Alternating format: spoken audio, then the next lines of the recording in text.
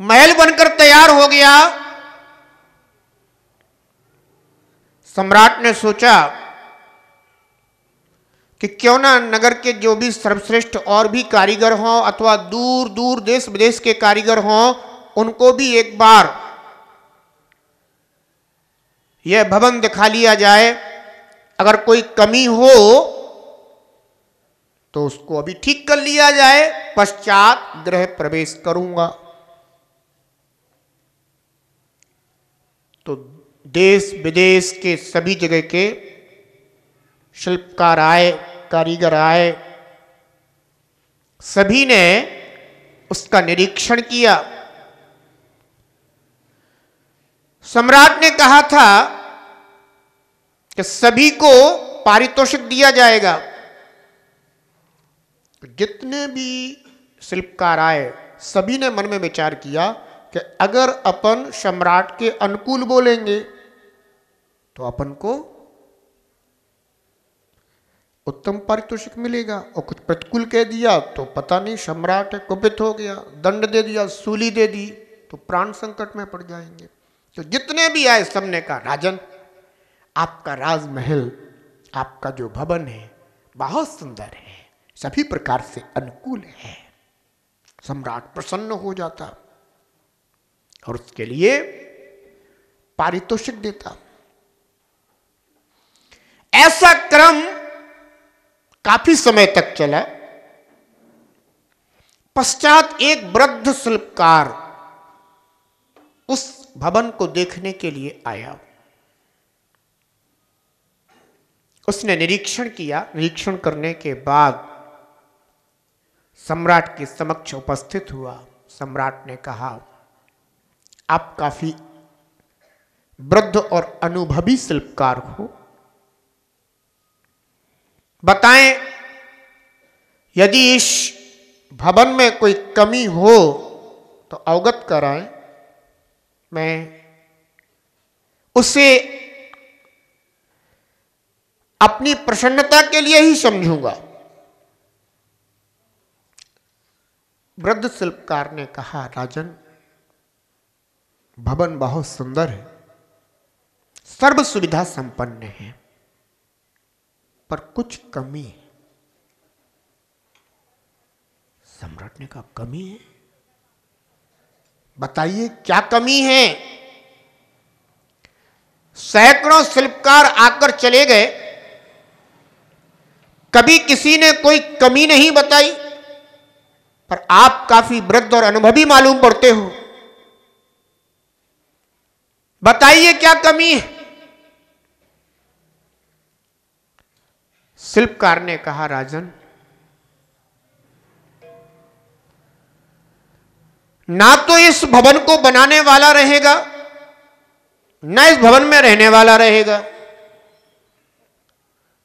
और कुछ समय के बाद यह भवन खंडहर हो जाएगा। ये कमी है राजन इसमें। बोले, ना बनाने वाला रहेगा, ना रहने वाला रहेगा, और कुछ समय के बाद खंडहर हो जाएगा। सम्राट ने सोचा, बनाने वाले से मेरा क्या प्रयोजन? मैंने तो उसे उसकी कीमत दे दी, वसूली दे दी, जो भी श्रम परिश्रम किया मैंने उसके लिए भुगतान कर दिया, पर रहने वाला नहीं रहेगा, वो तो मैं ही हूं।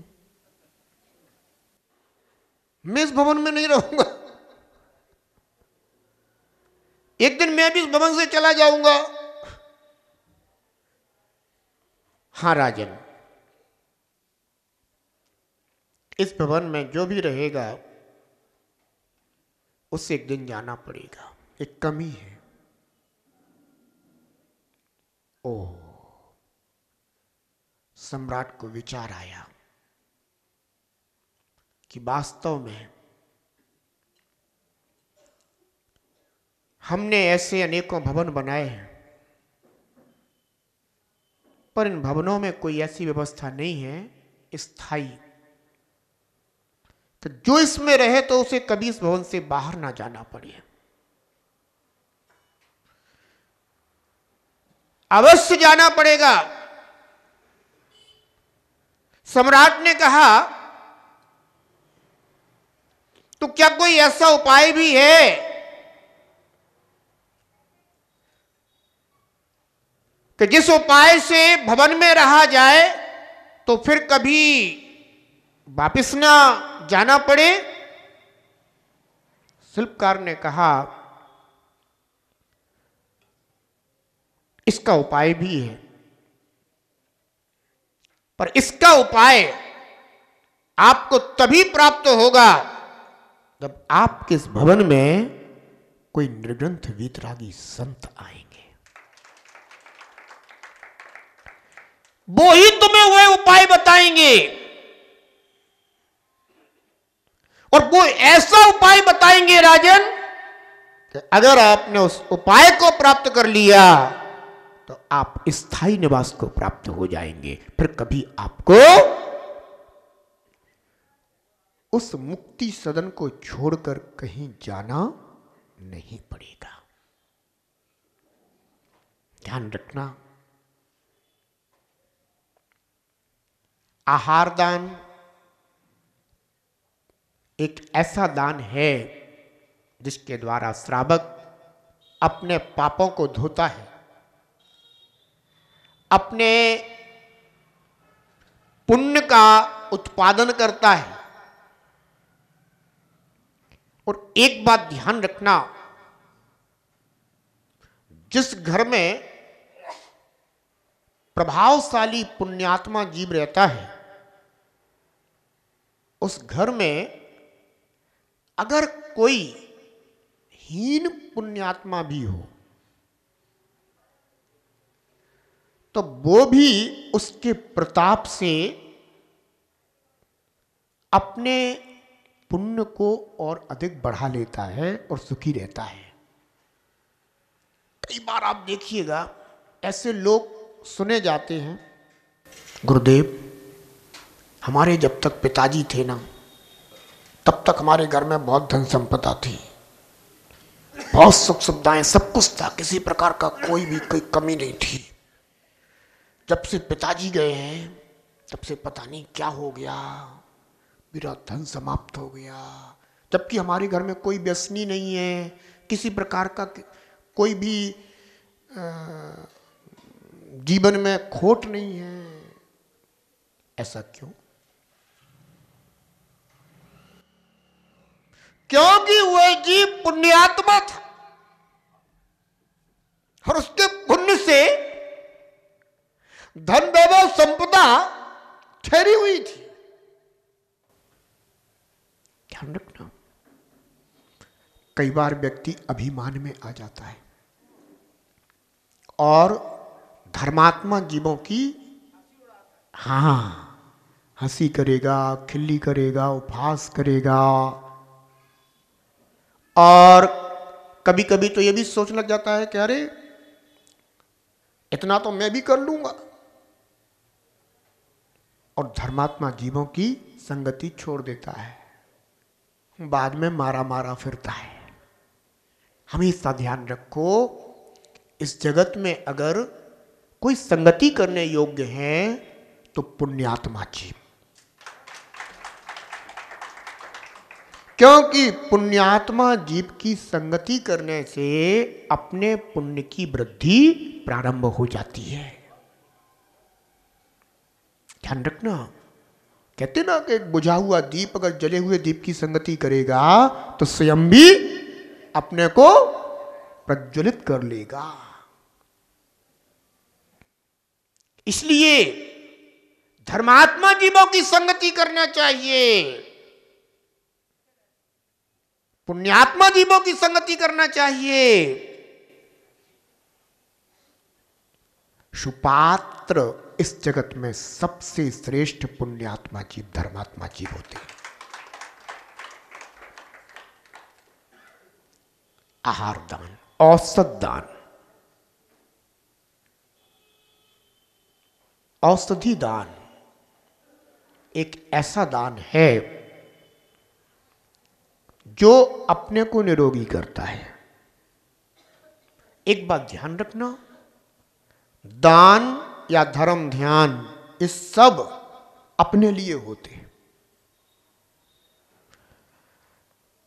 एक श्रावक ने एक ग्रास मुनराज के करपात्र में रखा, भविष्य के लिए उसे न जाने कितने ग्रास तत्काल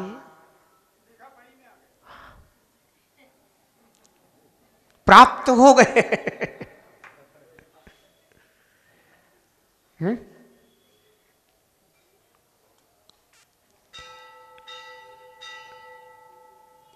एक गीत चलता है ना कि तू 1 पैसा देगा वो 10 लाख देगा, है? यानी वो 1 पैसा दे, तू 1 पैसा देगा, वो एक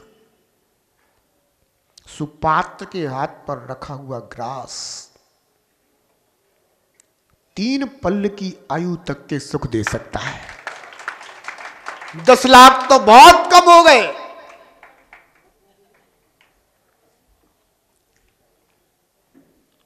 ये पुण्यात्मा धर्मात्मा जीव के संगति का प्रभाव होता है।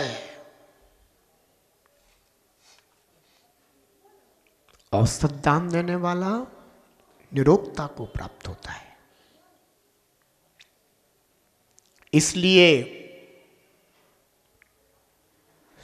सत्पात्रों के लिए, सुपात्रों के लिए अगर कोई कारण हो तो औषधि दान देना चाहिए, हो हल्ला करके नहीं।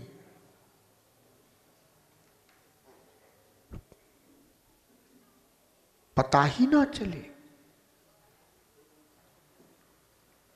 और वो भी कैसा, शुद्ध, अशुद्ध भी नहीं। किसी के धर्म ध्यान को थोड़ी ना अपन को छीनना है, उनका धर्म ध्यान बढ़े उसके लिए औषधि दान देना। आहार दान, औषध दान, शास्त्र दान,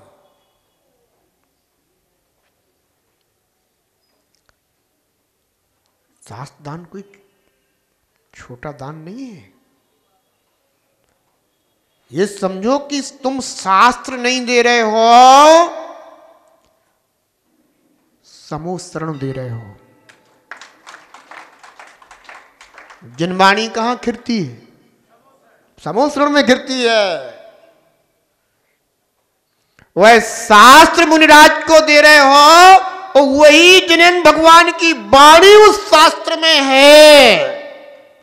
मुनिराज जिस समय शास्त्र का स्वाध्याय करेंगे उस समय ऐसा अनुभव करेंगे जैसे कि साक्षात भगवान जी के समुद्र में बैठ करके उनकी वाणी का आनंद रस अनुभव कर रहा है। जितने महान भाव होते हैं उन भावों का फल मिलता है। शास्त्र देते समय रोम रोम प्रफुल्लित होना चाहिए। अहो भाग्य, परम सौभाग्य, प्रभु की वाणी इन हाथों में लेने के लिए मुझे प्राप्त हुई है और ऐसे सुपात्र को भेंट करने के लिए मिल रही है। अहो भाग्य, धन्य भाग्य, कौन सा मेरा सातिशय पुण्य उदय में आया है। ऐसे पवित्र भाव बना बना करके हमें निर्ग्रंथ मुनराज आदि सत्पात्रों के लिए शास्त्र देना चाहिए। देखो, जनागम पंथ ग्रंथालय आपके यहां खुला है, तो वो वहां जो जिनवाणी विराजमान है 4 अनियोग रूप, वह 4 अनियोग रूप जिनवाणी साक्षात जिनेन्द्र देव की वाणी है। इसलिए वहां बैठ करके स्वाध्याय करना और ऐसा अनुभव करना कि इस पंचम काल में भी चतुर्थकालीन भगवान की देशना प्राप्त हो रही है। शास्त्रदान, और चौथा है अभयदान या वसति का दान। अभयदान सब जीवों के प्रति जीव रक्षा का भाव, अथवा वसति का दान सत्पात्रों के लिए, सुपात्रों के लिए उनके धर्म ध्यान के योग्य रुकने का स्थान देना वसति का दान कहलाता है। बंधुओं,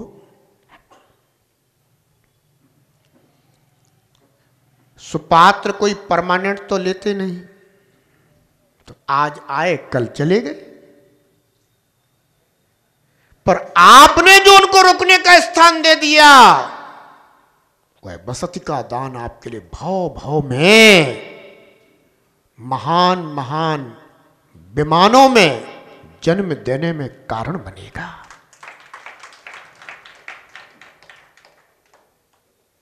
मैं एक बार सागर के पास रजवां से वहां पंचगणक के लिए गया था। पश्चात वहां से बिहार होना था, तो मेरा अंतराय हो गया।